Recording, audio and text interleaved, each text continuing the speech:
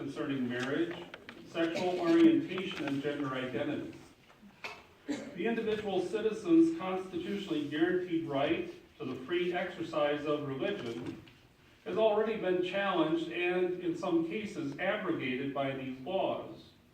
Religious organizations are bracing for the future prospect of similar free exercise and establishment challenges.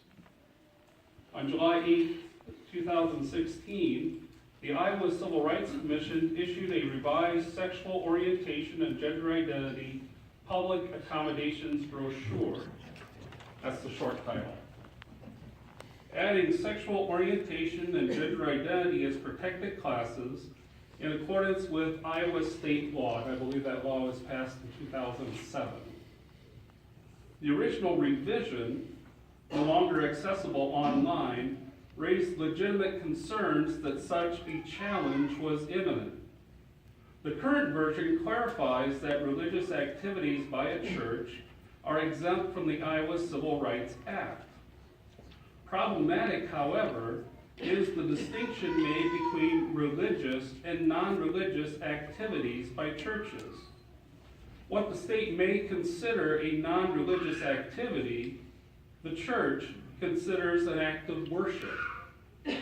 Church premises are holy, extending beyond the sanctuary, set apart for service to God in corporate worship of God and corporate service to the community.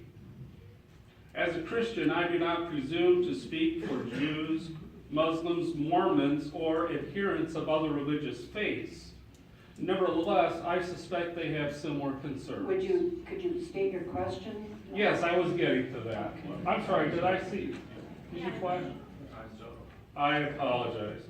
My question, would you consider a religious freedom bill similar to those passed in 21 other states? Why or why not? Thank you. And you can use the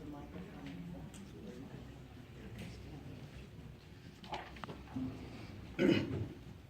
I don't know what was passed in the other 21 states, but I believe that every citizen of this country has certain rights, and I most likely would not support such action.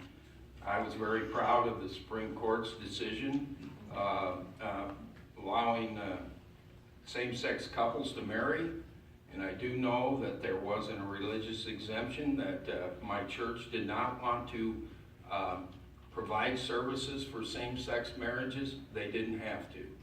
And I'm going to stand for the rights of those individuals and transsexual individuals in this state. And I believe that their biology is determined by their genetics, and their sexual orientation is determined by their genetics. And it's not a matter of choice, it's a matter of who they are. And I will stand firm on that.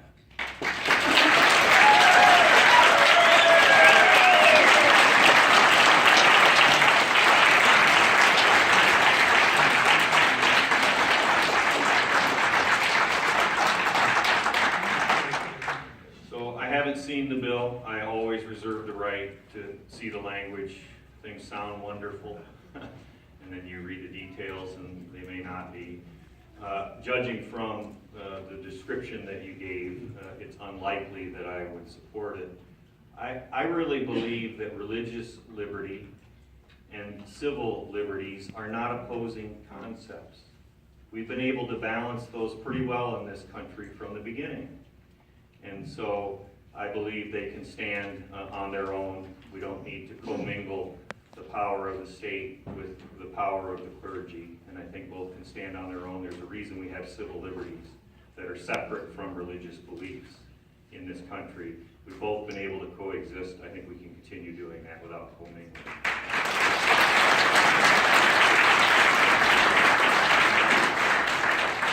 Justin, thanks for coming today and speaking on behalf of this issue. I do know that other states that have gone with this, I think Indiana has, and there's been some significant repercussions. I think North Carolina did it with significant repercussions. I'm not really interested in legislation that has those kinds of negative impacts to Iowans. We're already dealing with several issues this year in the legislature. We throw this one into the mix. And you had said Grace Lutheran, is that? Yes. What church, is that in Waterloo then? Yes. Okay, so are you representing the church then when you speak on this issue? Whenever I speak as pastor, I'm representative of the Okay, church. so the whole church is supportive of your effort then, or? My synod is. Okay, I appreciate your time, thank you. Thank you. Hi Justin, it was Hi. nice to meet you the other day. Yes, you too.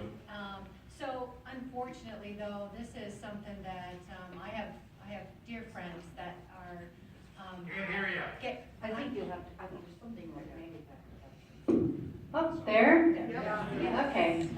Unfortunately, this is something I couldn't support. I have dear friends that are gay, lesbian, transsexual. I have youth in the community that I have been working with because they are feeling shunned by community members.